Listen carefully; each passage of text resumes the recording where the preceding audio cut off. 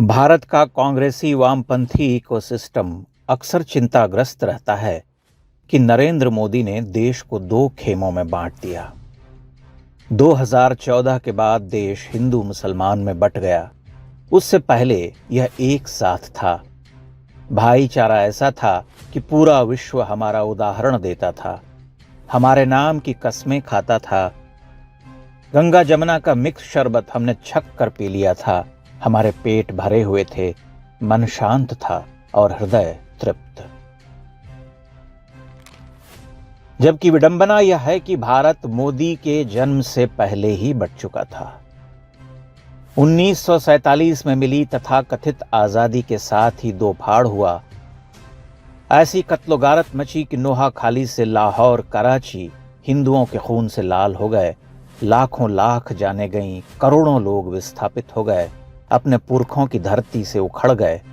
तब नरेंद्र मोदी नाम के किसी व्यक्ति का इस धराधाम पर अवतरण भी न हुआ था। 1947 में स्वतंत्रता प्राप्ति और बापूजी के निधन के बाद आदरणीय नेहरू जी ने उनकी ही आज्ञा को शिरोधार्य कर गंगा जमनी शरबत का पान किया और डंके की चोट पर कह दिया कि जो भी भाईजान पाकिस्तान नहीं जाना चाहते वे यहीं रहें, शौक से रहें।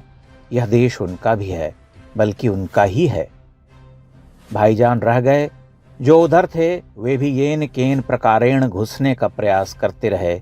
सब कुछ पूर्ववत चलता रहा। देश अपने विभाजन से पहले वाली स्थिति में आ गया। लगा मानो कुछ हुआ ही न हो। भारत में कौमी एकता के पैरोकारों की पूरी एक खेप पनपने लगी। दिन दूनी रात चौगनी प्रगति करने लगी। एक की 3, 5, 7, 10, 12 औलादें तक होने लगी। औलाद वालों फूलों फलों का गाना बजा। उधर पाकिस्तान में जो हिंदू रह गए थे उन पर परवरदिगार का प्रेम बरसा। वे प्रेमचंद के शब्दों में मासिक आय की तरह हर दिन घटने लगे। 17-18% से घटकर 12, 10, 8, 7 होते गए और इस समय 1-1.5% पर रह गए हैं।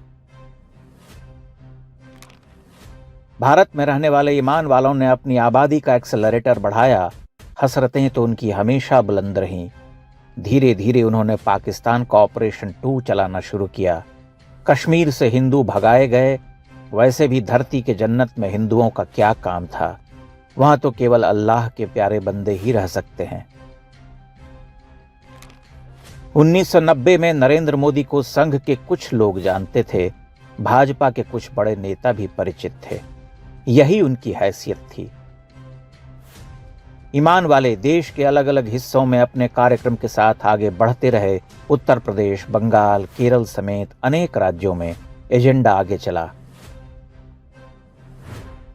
2004 में वाजपेयी जी की हार के बाद इस देश में कांग्रेस का स्वर्ण युग लौटा। 2005 से धमाकों का दौर शुरू हुआ। शहर दर शहर बम फटने लगे। कभी दिल्ली, कभी मुंबई, कभी हैदराबाद, कभी चेन्नई, कभी कानपुर, कभी जयपुर, कभी मालेगांव, कभी वाराणसी। पाकिस्तान के आतंकियों के हाथ से हाथ मिलाकर चलने वाले इस देश के वफादार लोगों ने कहा कि काफिरों, वो आ रहा है, तुम्हारी बुत परस्ती को हम बुझा डालेंगे। गंगा जमनी शरबत छनता रहा, बिरयानी बटती रही, जश्न रेखता चलता रहा, गजलें गाई जाती रहीं, भाईचारा निभता रहा, जाकिर नायक की तकरीरें चलती रहीं, हजारों हजार हिंदुओं के चीथड़े उड़ते रहे। हर धमाके के बाद अगली सुबह पत्रकार ऐलान करते रहे कि शहर की जिंदगी पटरी पर लौट आई है। सुबह बनारस, शाम अवध, दोपहरे दिल्ली और सूफी नाइट्स। 2014 में स्थिति बदल गई। असहिष्णु हिंदुओं ने भारत की सत्ता को अपने हाथ में ले लिया। पाकिस्तान के बुरे दिन शुरू हो गए। भारत के शहर सुरक्षित होते गए। आतंक का सारा खेल कुछ क्षेत्रों तक सिमट कर रह गया। भारत की खोई हुई अस्मिता लौटने लगी। 500 वर्षों की प्रतीक्षा के बाद अयोध्या में राम जी का मंदिर बना। तभी देश बट गया। जब तक वह लुटेरे बाबर के नाम पर तामीर मस्जिद वाला शहर था, तब तक यह देश नहीं बटा था। मोदी जी ने कश्मीर को भी बहुत हद तक दुरुस्त कर दिया। पाकिस्तान का पेच कस दिया। लेकिन उस इकोसिस्टम के आक्रमणों के आगे वे भी भयाक्रांत रहे। देश के मुसलमानों के लिए उन्होंने सर्वाधिक कल्याणकारी योजनाएं चलाईं, जिसका उन्होंने भरपूर लाभ उठाया, लेकिन बदले में कुछ नहीं दिया, क्योंकि उनको पता था कि मोदी उनके दीर्घकालिक लक्ष्य के रास्ते में बाधक हैं। देश को दहलाने के कई प्रयास हुए, पर हर बार सुरक्षा एजेंसियों ने आतंकियों का टैंटवा धर लिया। इस बार भी वे धर ही लिए गए थे, पर पकड़े जाते जाते उन्होंने एक घाव दे दिया। अब समझने वाली बात यह है कि इस देश को नरेंद्र मोदी ने बांटा या हिंदुओं का यह देश उन्हें कभी स्वीकार था ही नहीं। था भी तो अपनी शर्तों पर। वे शर्तें जब पूरी नहीं होने लगीं तो देश बंटने लगा।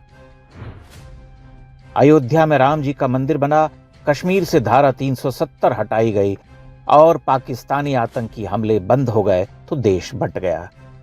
पहले जब हर 2 महीने पर एक धमाका होता था और पाकिस्तान हमारे सैनिकों के सिर काट कर ले जाता था, तब देश एक था। स्थिति आपके सामने है। सब कुछ चलचित्र की तरह चल रहा। आप चाहें तो देख सकते हैं, चाहें तो गंगा जमनी शरबत पीते हुए आंखें मूंद सकते हैं।